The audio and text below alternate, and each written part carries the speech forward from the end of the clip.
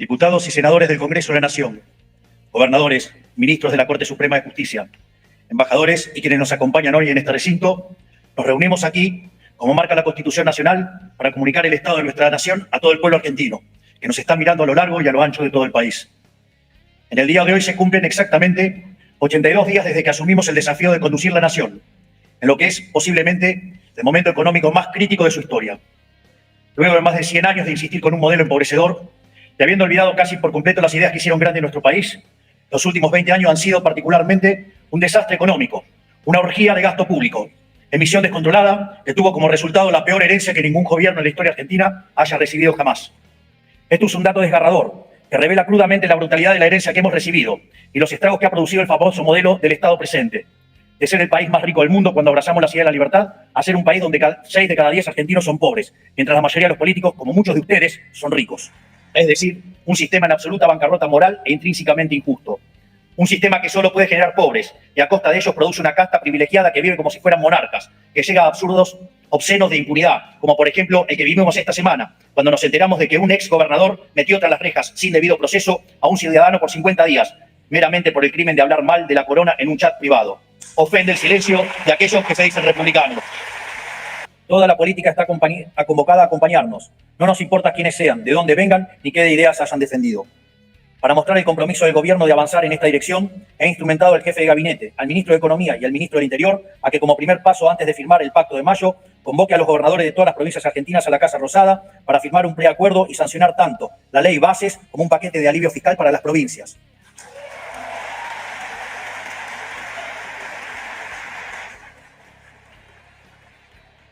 Sancionadas ambas leyes como muestra de buena voluntad, podremos empezar a trabajar en un documento común, basada en estos 10 principios esbozados previamente, para así, el 25 de mayo de este año, reunidos en la DOCTA, podamos dar inicio a una nueva época de gloria para nuestro país. Vamos a comenzar haciendo algunos fragmentos, es decir, voy a plantearte algunas precisiones que estuve anotando, que estuve viendo durante el discurso y en principio te agradezco a todos los que están y a todos los que estuvieron presentes durante el transcurso del discurso del presidente Javier Milei,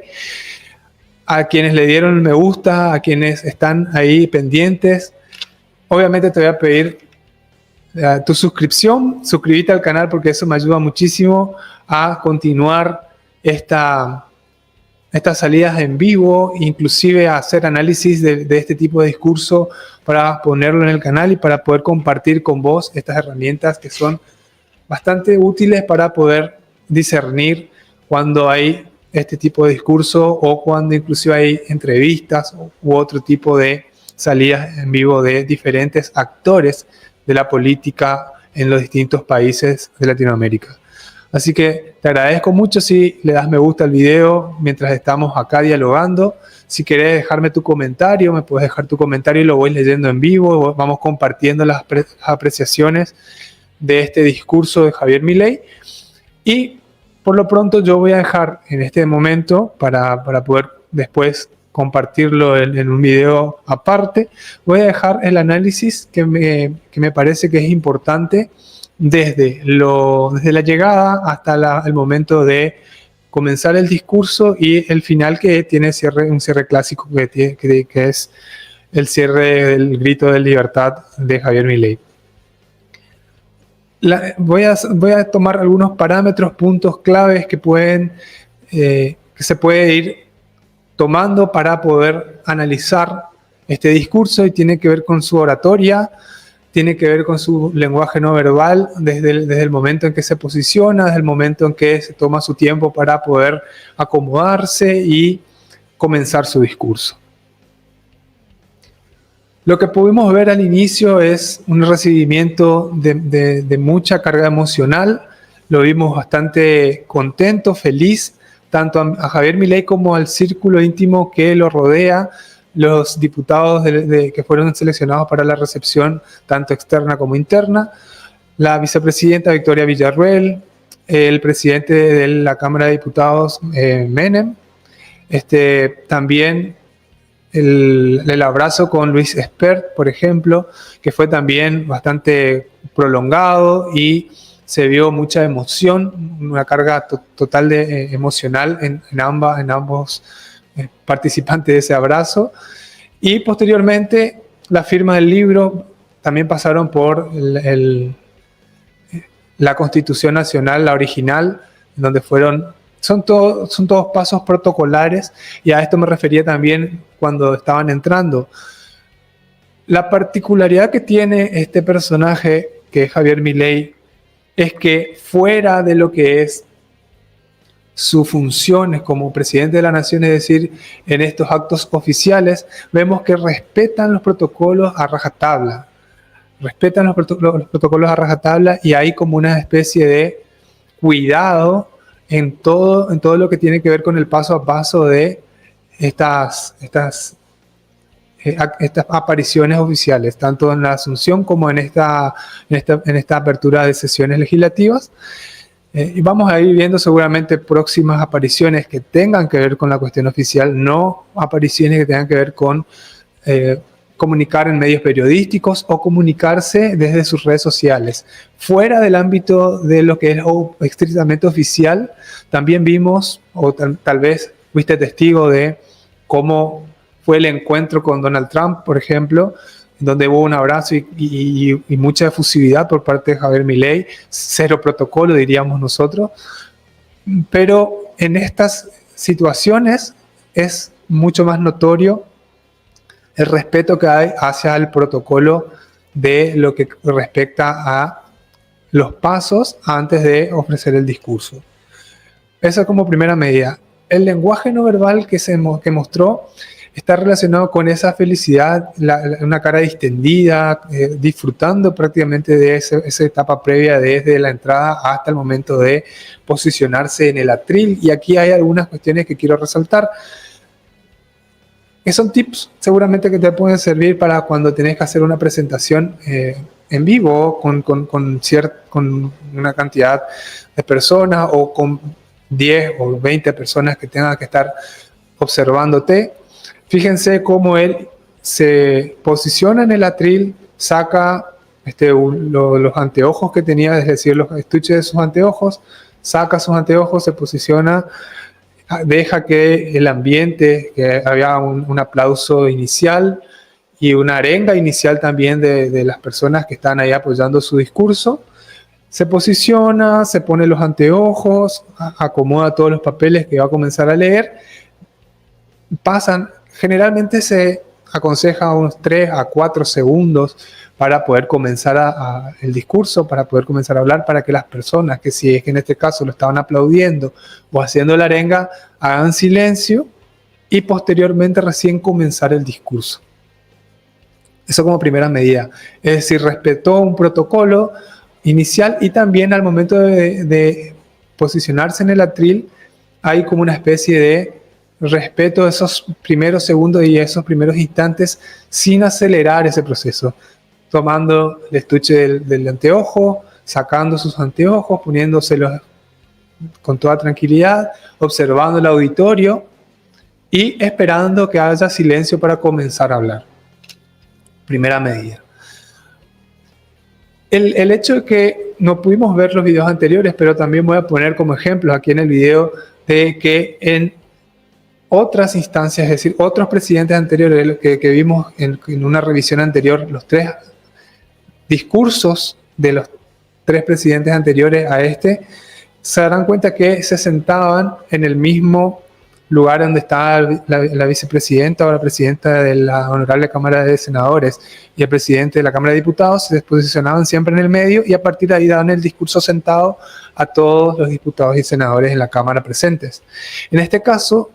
se modificó eso y utilizó un atril. Esto puede llevar a muchísimas interpretaciones, como por ejemplo el atril era utilizado en otros momentos como un lugar visible para todos los presentes, es decir, la persona que tenía la palabra, que generalmente el atril lo podemos asociar a escenarios políticos, obviamente, pero también a escenarios académicos, como el profesor en la universidad, el profesor también en otros tiempos en la primaria, tenía un atril donde se posicionaba en un lugar visible para todos los alumnos y en donde inclusive cuando no hay micrófonos, que en este caso sí se utiliza un micrófono, pero cuando no lo hay, la voz pueda llegar a todos los presentes de manera igual. El atril representa y simboliza, si se quiere de alguna manera, la autoridad en el lugar. En otros momentos, cuando los presidentes anteriores daban el discurso en el lugar donde estaban los otros integrantes de la presidencia de la Cámara, tanto de senadores como de diputados, había como una especie de igualdad en cuanto a la percepción, porque hablaba desde el lugar de las autoridades del Senado o de la Cámara de Diputados. En este caso, al estar posicionado como es decir, tener el atril enfrente de ellos y hablar desde esa posición, representa y hay como un simbolismo de la autoridad en el lugar. Otra interpretación que se puede dar es: el presidente era el único que estaba parado durante todo el discurso. Dio el discurso parado frente a los diputados y senadores, haciendo también una referencia a que no quiere privilegios, no quiere estar sentado dando el discurso, quiere estar parado enfrente, autoridad y sin privilegios. Dos interpretaciones que te puedo dejar ahí como para que vos me comentes después si te parece que eso puede dar algún indicio desde lo no verbal para poder conectar mejor con las personas. Ahora, otro debate diferente es, por ejemplo, el hecho de leer el discurso. Vas a escuchar seguramente por muchos lugares que es mucho mejor dar el discurso de una manera mucho más directa, es decir, tener el discurso en la cabeza y poder hablar con las personas mirándole a los ojos, hablar de manera directa. Si hay una cámara, poder mirar a la cámara para que quien esté, como estuvimos nosotros presenciando el discurso, pueda conectar de manera directa con el que está hablando. Javier Milei, desde que comenzó este camino, desde esto, acá mencionó 82 días de presidencia, ha elegido siempre tener sus anotaciones y leer su discurso. Esto es bueno, esto es malo, todo depende de la perspectiva con la que uno lo mire. Es bueno el hecho del contacto visual, es mejor tener el discurso en la cabeza y poder expresarte de manera más directa con las personas. Sí, es posible que sí.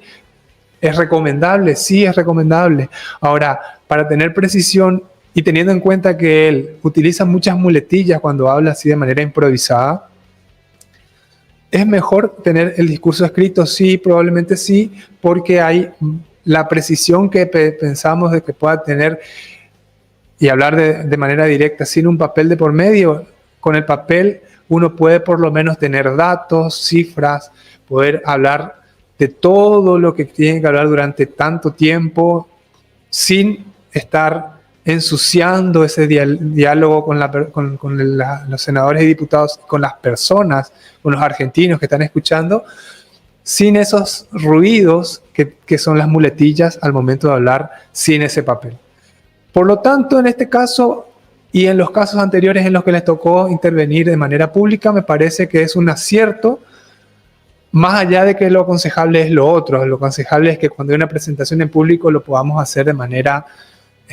directa y sin ningún papel de por medio.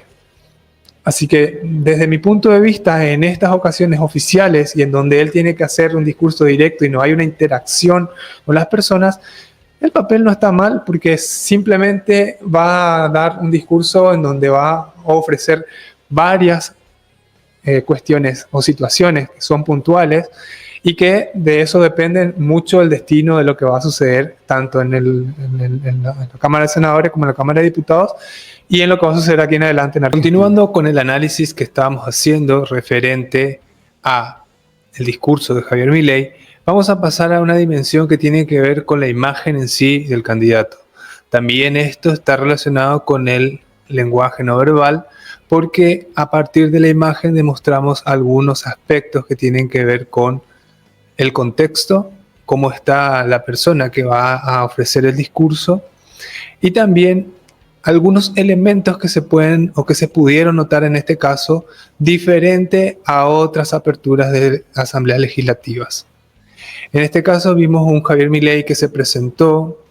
saludando a los que fueron a recibirlos. Los más efusivos abrazos fueron con Victoria Villarruel, la vicepresidenta, y con Luis Espert,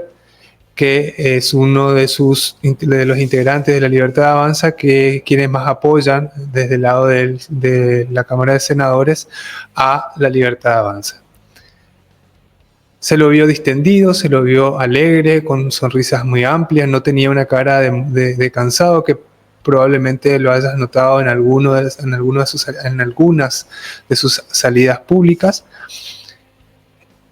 A nivel estético, a nivel personal, sabemos que tiene ya un peinado clásico, con el cabello revuelto, un poco largo,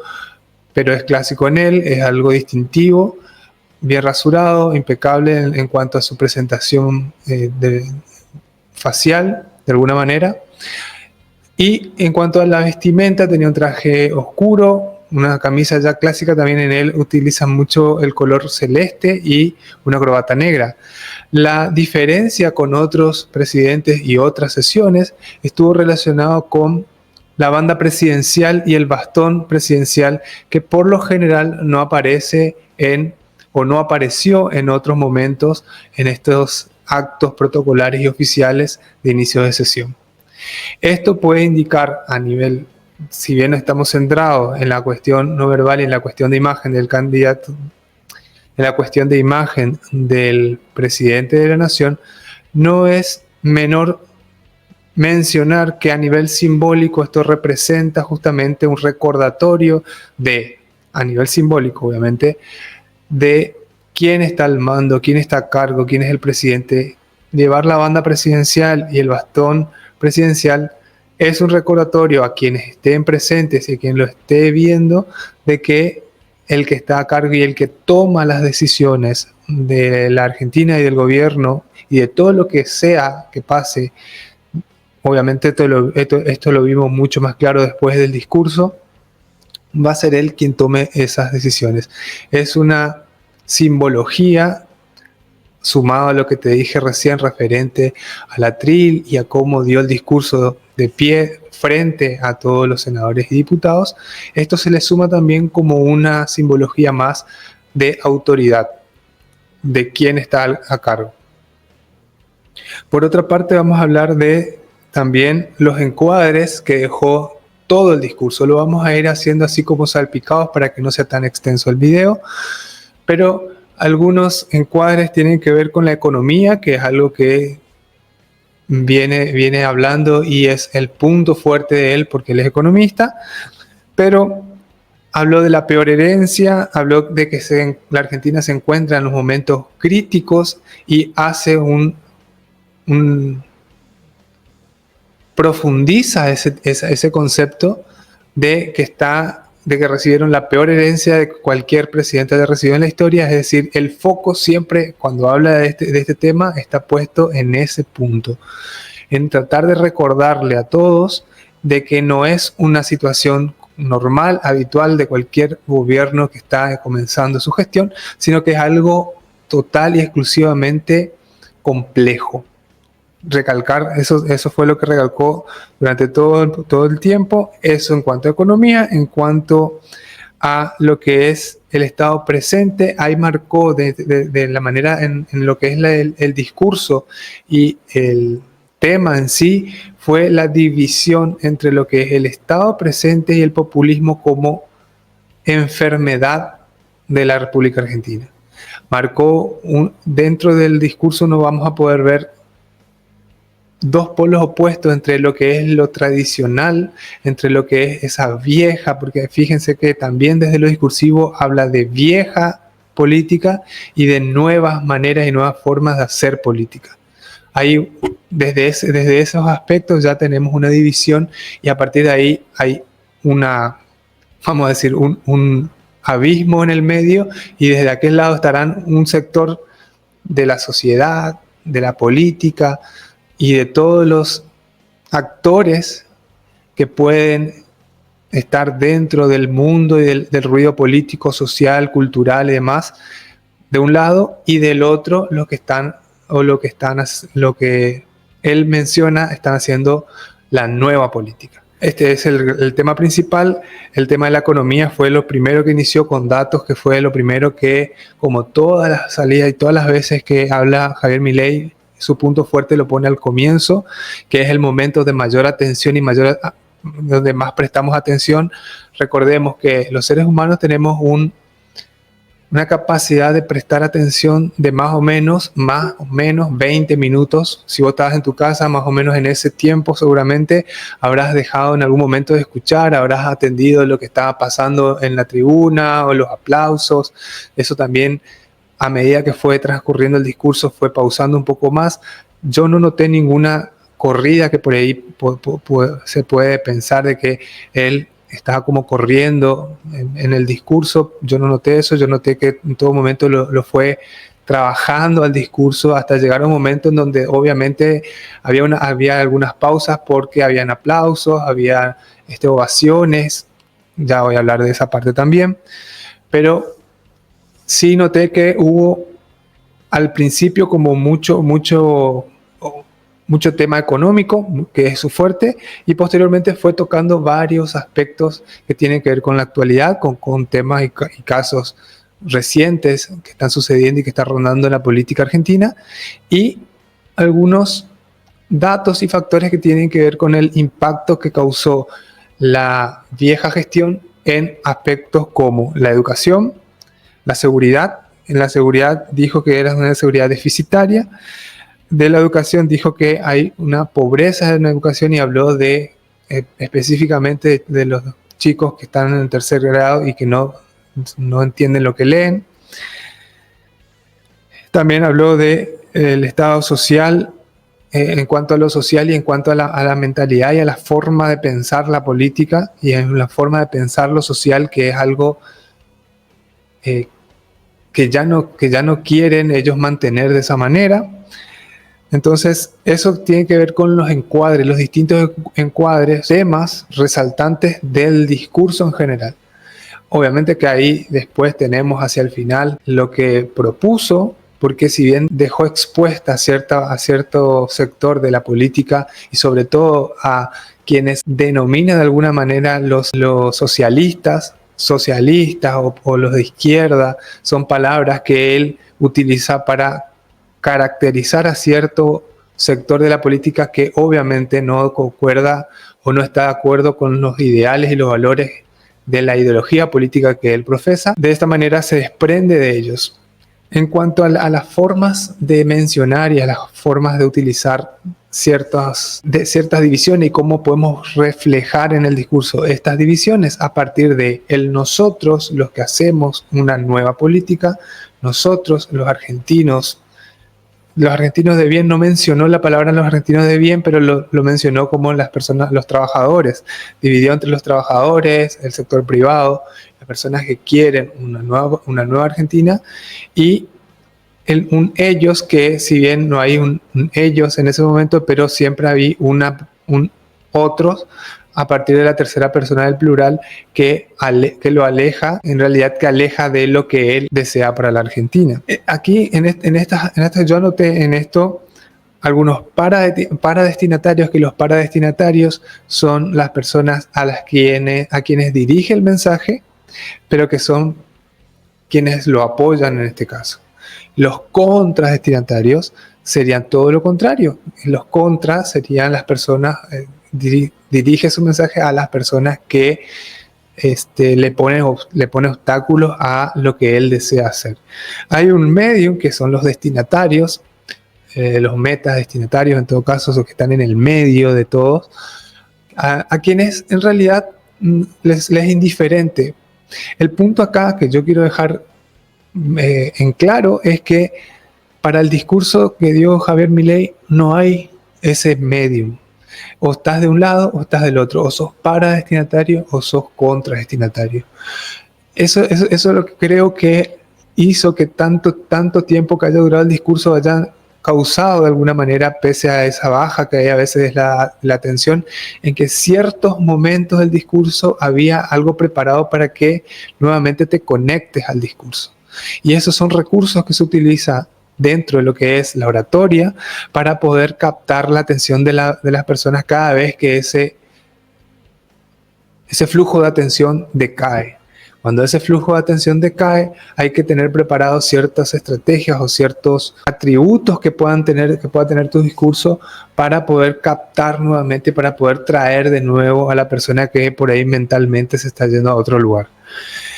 Esto tiene que ver con los aspectos técnicos y voy a darte algunas precisiones ya para poder cerrar el video y que no tengamos que extendernos mucho más. La distancia, marcó distancia entre los políticos tradicionales y los políticos que quieren hacer una nueva forma o la nueva forma de hacer política. Hace un review de lo que fue la campaña y también destacó, esto es algo que me quería recordar, por eso lo fui anotando, algo que destacó es que los argentinos eligieron a una persona que no tenía un espacio político popular ni una estructura política, y que más allá de eso, porque en la campaña también lo decía y lo resaltó en un momento del discurso, de que más allá de que no tenga intendentes, que no tenga gobernadores o que no tenga una fuerza política en el interior del país, él cuenta con la cantidad de votantes en la Argentina que le dieron la posibilidad a él, que no venía de un partido político, que no era un militante político, llegar a la presidencia. De esta manera, lo que deja entrever entre líneas como cuestión simbólica y a partir de este recordatorio es que si bien no cuenta con una fuerza política en sí misma, y esto está encadenado a la vieja política, la política tradicional de pensar de que si yo no tengo una estructura no voy a poder gobernar, no voy a poder hacer ciertas actividades políticas, y eso lo deja reflejado y lo deja demostrado en este juego de alguna manera que hace discursivo tanto en las salidas públicas, pero también lo viene haciendo en sus redes sociales, que causa de alguna manera una controversia, que se habla mucho de cómo utiliza sus redes sociales, o se habló mucho de cómo utiliza sus redes sociales, y esto lo pone todo el tiempo con pequeñas acciones o con pequeñas intervenciones, siempre en el escenario político. Todo el tiempo se habla de lo que está haciendo, de lo que no está, o de lo que no está haciendo, o de cómo lo está haciendo, y siempre está él en el escenario político conversando y dialogando, no solamente con los actores políticos, periodistas, gobernadores, referentes, sindicalistas, sino también con el público que de alguna manera se posiciona o a favor o en contra de las formas de comunicar que tiene, tanto en sus redes sociales como en estas salidas en público. Esto también es una estrategia de alguna manera que puede ser replicada, es probable que pueda ser replicada dependiendo de la persona y la personalidad sobre todo que pueda tener quien haga uso de esto. Y para cerrar entonces, para, como decía, no hacer tan largos, hay dos cuestiones antes y voy a cerrar con una apreciación personal sobre lo que sucedió en todo el discurso. Que advierte que no viene, él ya lo dijo en otro momento, pero ahora lo dejó también en claro, no viene a perpetuarse en el poder, a él no le interesa quedarse como presidente por muchos años, él viene a hacer un trabajo, él tiene un objetivo preciso, en este momento que él en todos lados lo menciona, que es el déficit cero, y no importa otra cosa, es decir, va tomando medidas, va tomando acciones para llegar a ese déficit cero y a partir de ese déficit cero poder construir una política o la política que él profesó de alguna manera antes de ser político, cuando era panelista o cuando era una figura pública. Eso por un lado, no se quiere perpetuar en el poder, no quiere el poder, no está interesado en estar o crear un partido para estar mucho tiempo en el poder, es solamente cumplir objetivos, a él le votaron para determinadas promesas o compromisos de campaña y eso es lo que está haciendo. Y obviamente con el pacto del 25 de mayo en Córdoba lo que hace es crear un escenario desafiante, si se quiere, para quienes tomen decisiones. Esto lo que hace es, de alguna manera, poner en jaque, si se quiere, porque o estás de un lado o estás del otro. Ese escenario que te mencioné recién, estás de un lado de la orilla o estás del otro. No hay más que eso, y es sencillo en ese caso. Y por último, para cerrar este análisis y este video de lo que fue la presentación de Javier Milei, me gustaría destacar algo que lo dije en otro momento, porque me parece que el inicio de sesión tiene que ser un lugar respetable, honorable. Debiéramos acostumbrarnos, y con esta partecita solamente espero que en algún otro momento, el año que viene o en otras aperturas de sesiones, se pueda entender o se pueda comprender de que ese lugar no es un estadio de fútbol, no estamos ahí para ovacionar a nadie, es un lugar en el que debiera ser. Ya lo hizo también con la estatua de Néstor Kirchner, la vicepresidenta y presidenta de la Honorable Cámara de Senadores, Victoria Villarruel, mencionando que ese lugar es un lugar donde todos deberían tener representación. Y lo dije en otro momento cuando estaban otras fuerzas políticas, y lo digo ahora también. Es de mal gusto para cualquiera, para quienes están del lado de la Libertad Avanza, quien está en gestión ahora, y para otras fuerzas políticas, Unión por la Patria, Juntos por el Cambio, el PRO y la Unión Cívica Radical, quienes sean, de que hayan personas que estén ahí como si fuese que están en una cancha de fútbol, alentando, aplaudiendo, Me parece un poco, no es el contexto. Siempre en comunicación se habla de los contextos, y los contextos a veces ayudan y a veces no para este tipo de actitudes o de acciones. Personalmente, como una crítica personal, me gustaría que en algún momento, en cualquier sala o cámara de senadores, por más popular que sea la figura que está hablando, yo no digo pueden ser aplausos, sí, porque te puede gustar, seguramente sí, pero esa ovación, empezar que no te dejan hablar y que gritan cosas, me parece un poco desubicado por el contexto, desubicado por lo que se estaba... porque era una apertura de asamblea legislativa, porque es un lugar donde se debate, un lugar donde se juegan muchas cuestiones muy formales y de interés público para todos, no solamente para un sector. Debiera ser así al menos, pero personalmente ese aspecto de la ovación y de no dejarle hablar, inclusive en algunos momentos, me parecía que debiera corregirse y que debieran tomar de alguna manera en cuenta, para que quienes estemos observando de expectativas, sin ninguna intención política ni militar por ningún espacio, poder disfrutar del discurso, poder entender el discurso y poder escuchar el discurso sin ningún tipo de ruidos comunicacionales que pueden ser, por ejemplo, este tipo de griterío y cosas así que sucede alrededor de quienes está hablando. Sucedió con todos y me parece mal. No me parece mal ahora solamente, sino me pareció mal en otros momentos, y lo quiero destacar para no ser injusto, si se quiere, de haberlo dicho en otro momento y no recalcar esto que para mí está mal en esta apertura de sesiones. Espero te haya gustado. Si llegaste hasta acá, te pido por favor te suscribas al canal, que le des me gusta al video y que comentes qué te pareció esta apertura de sesión y qué crees que va a pasar el día 25 de mayo, que queda un poco lejos, pero que cuanto menos nos demos cuenta vamos a estar en ese momento para ver qué sucede. Muchas gracias por suscribirte si te suscribiste. Si no estás suscrito, métele ahí, suscríbete al canal y nos vemos en un próximo análisis del discurso. Por supuesto, si llegaste hasta acá te voy a compartir otro video aquí, y aquí también te dejo para que te sea más sencillo si podés suscribirte al canal, y nos vemos en el próximo video.